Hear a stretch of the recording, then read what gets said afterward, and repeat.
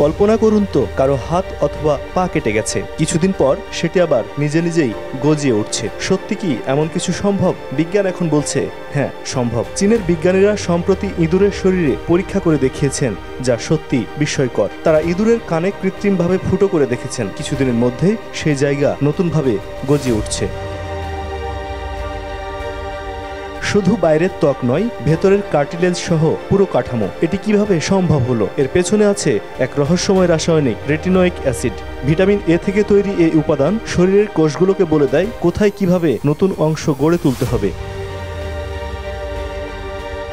এই অ্যাসিড তৈরির পেছনে কাজ করে একটি বিশেষ জিন। বিজ্ঞানীরা দীর্ঘ 3 বছরের পরীক্ষা নিরীক্ষার পর সেই জিনটি খুঁজে পেয়েছেন। তারা অবাক হয়ে দেখেন মাত্র একটি জিন পুরো অঙ্গ পুনর্জন্মের প্রক্রিয়া চালু করতে পারে।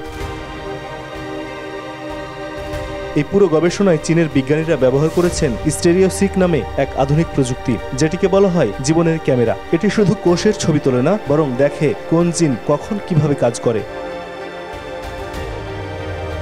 তবে মানুষের দেহের অঙ্গের গঠন ইঁদুরের মতো সহজ নয়। মানুষের হৃৎপিণ্ড, লিভার কিংবা মেরুদণ্ড সবকিছু অনেক বেশি জটিল এবং বিশাল। তবে এই পরীক্ষায় সফলতার পর বিজ্ঞানীরা আশাবাদী। তারা বলছেন একদিন হয়তো পঙ্গুত্বের অভিশাপে থমকে যাবে না মানুষের জীবন। হয়তো মানুষ নিজের শরীরের ক্ষতিগ্রস্ত অঙ্গ আবার গজিয়ে তোলার সক্ষমতা অর্জন করবে।